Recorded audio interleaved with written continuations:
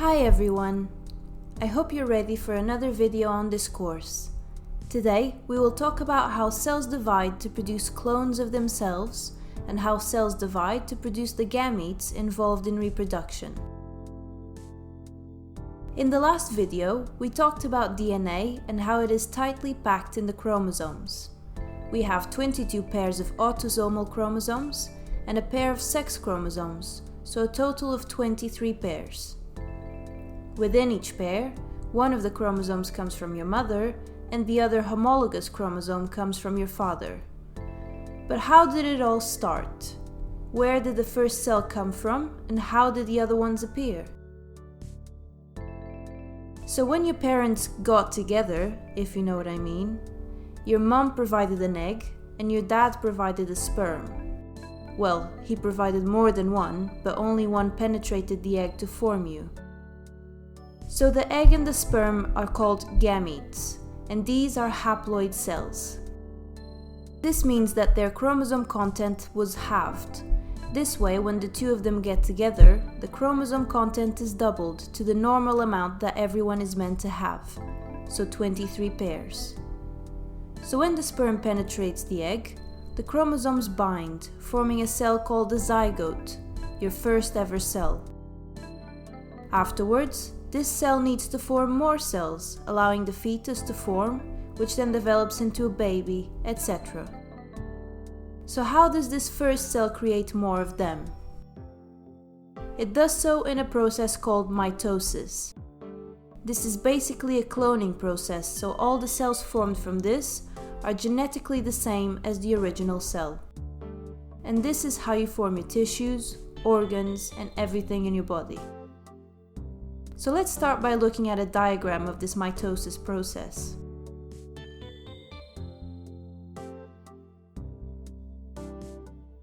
So as you can see, there are 5 stages of mitosis: Interphase, Prophase, Metaphase, Anaphase, and Telophase and Cytokinesis. Let's talk about each stage in more detail. The template cell, or the starting cell, has one set of chromosomes. Call it N number of chromosomes. During this phase, the DNA is duplicated, so it turns into 2N. But first, let's talk about the substages of interphase. Interphase is divided into 3 parts: G1, S, and G2. During the G1 phase, the cell grows, so all of its contents are doubled, apart from the chromosomes. That's in another stage. After the G1 phase comes the S phase. This is when the chromosomes double, so the initial 46 chromosomes, or 23 pairs, double, ending up with 92 chromosomes. So each chromosome has 2 sister chromatids. The G2 phase is the quality control phase. This is when the cell double checks that everything is in order for the rest of the process to occur, and if there are any errors, then they can be fixed before anything else happens. So after this interphase stage comes prophase. In this stage, the chromosomes form an X shape, which is what you probably picture when you think of chromosomes. The sister chromatids join in the middle and therefore form this X shape. This way, the 2 copies of chromosome 1 pair up, the 2 copies of chromosome 2 pair up, and so on. In this stage, the membrane around the nucleus disappears, allowing the chromosomes to be free in the cell. At this point, the cell has 2 centrosomes, one on each end of the cell, and from these centrosomes, microtubules extend. These microtubules are called the mitotic spindle. Imagine a ball, and then imagine a point on one side of the ball, and then another point on the opposite side of the ball. From these points, little spaghetti-like arms extend right into the center of the ball. The next stage is metaphase. This is when the paired up chromosomes move into the center of the cell, and they do this with the guidance of the mitotic spindle. So those spaghetti-like arms bind to the chromosomes and place them where they need to be. This way, the chromosomes move to the center of the cell. The mitotic spindle binds to each sister chromatid. So if you think of that ball, you now have little X shapes going across the center of the ball, and the spaghetti arms then bind to each strand of the X shape. Anaphase comes after, and this is when the sister chromatids are separated. As the spaghetti arms, or mitotic spindle, bind to each chromatid, they then pull them in opposite directions, towards those centrosomes I mentioned earlier. During telophase, each set of chromosomes gathers at opposite ends of the cell, and the membrane forms around each set. The cell then pinches at the middle, allowing the two new cells to form. This last step is called cytokinesis.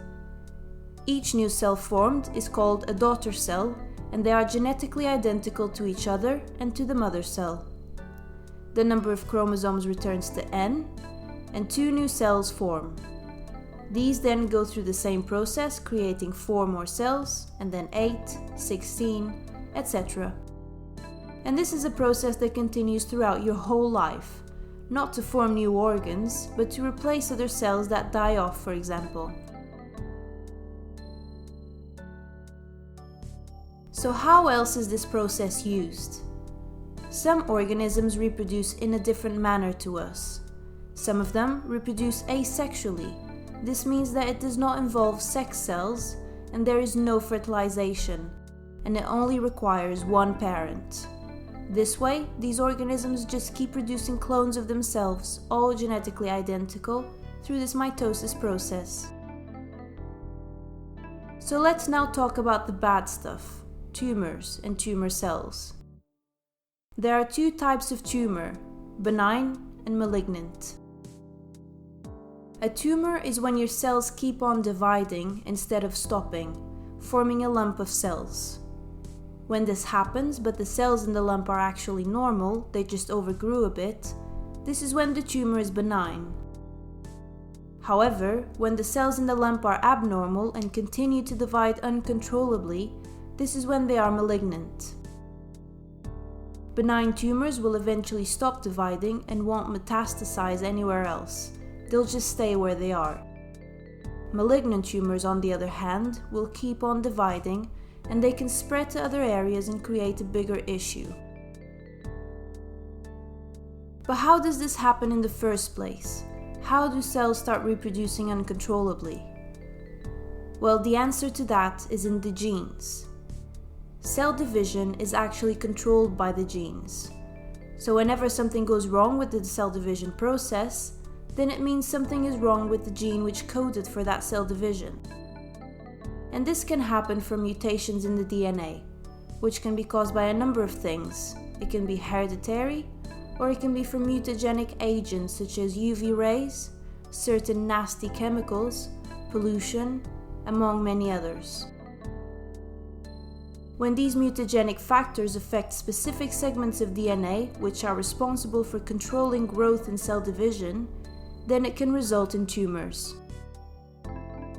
One way the body has to control these events is through apoptosis. This is programmed cell death.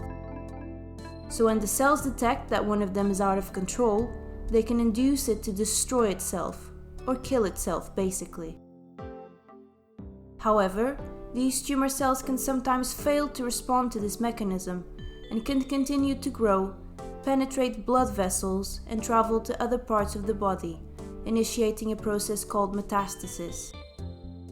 However, as always, the body has other ways to control these events, and one of the ways is through tumor suppressor genes. These genes, as you can deduce from their name, suppress the growth of tumor cells. Their function is to slow down cell division, repair any mistakes in the DNA, and they're the ones that induce apoptosis. They tell the tumor cells to kill themselves. Most cancers are induced by environmental factors. This does not mean that the weather causes them though. No, it means that mutagenic factors in your surrounding environment can induce changes in the DNA, which can then lead to uncontrolled cell growth and therefore tumor cells. These factors, like I mentioned before, can be UV rays, usually associated with skin cancers, tobacco smoke, usually associated with lung cancers, and poor unbalanced diets, usually associated with gastrointestinal cancers, such as stomach or bowel cancer.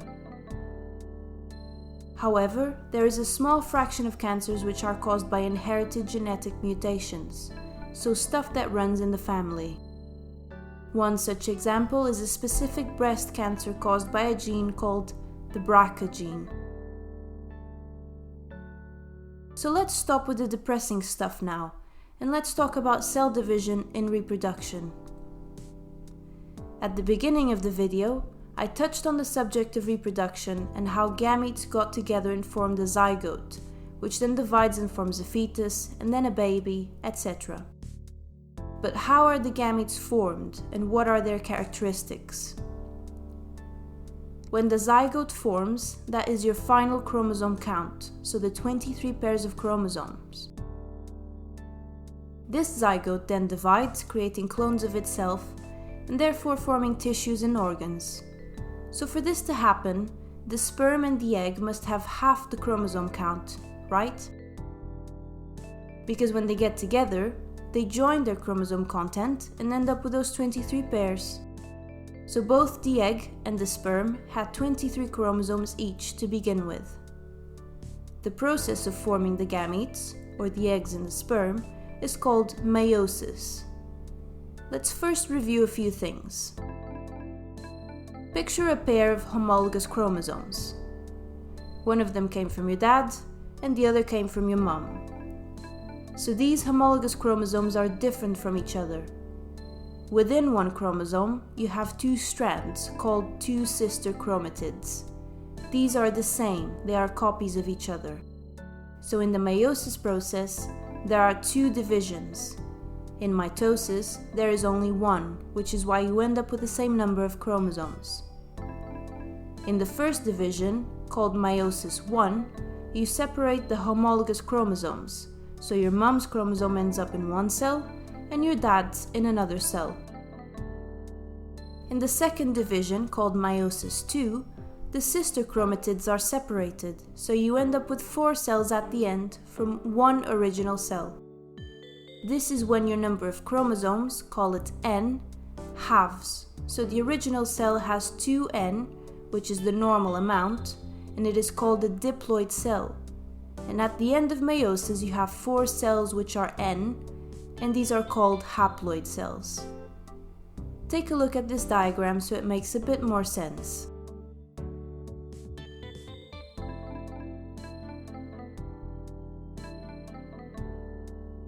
As you can see, the stages are the same as in mitosis, but they are split into part 1 or part 2. So you have prophase 1 and prophase 2, etc. The events in each phase are the same.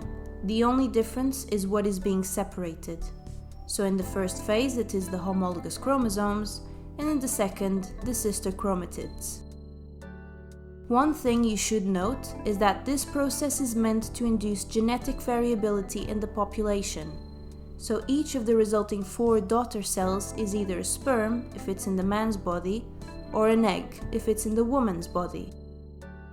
Obviously, only one of these 4 cells is then used during fertilization, so the genetic material of the other 3 is lost. Another event which occurs during meiosis with the purpose of inducing variability is something called crossing over.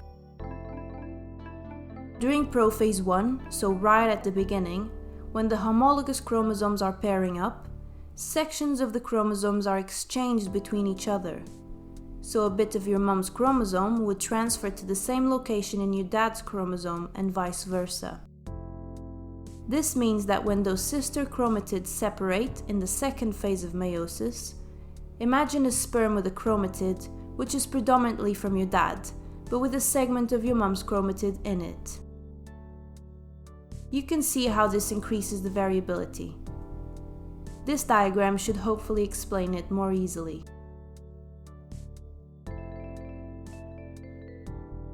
To finish up, I will just mention a few mistakes which can occur during this process.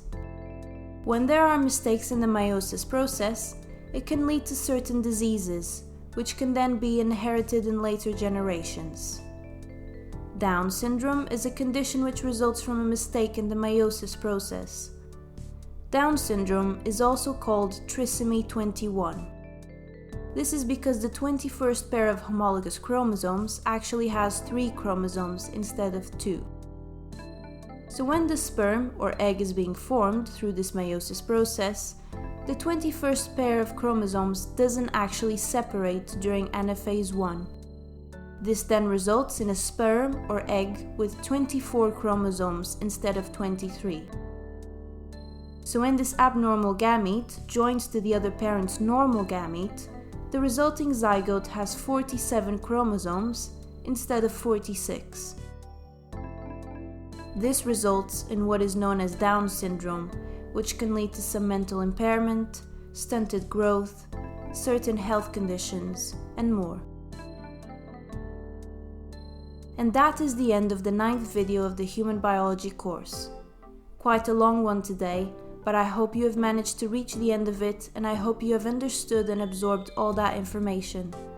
It can be tricky to wrap your head around it, I know, but it is such a complex and interesting subject. Have a great week, and I will see you next week for the 10th video on the course. See you next time!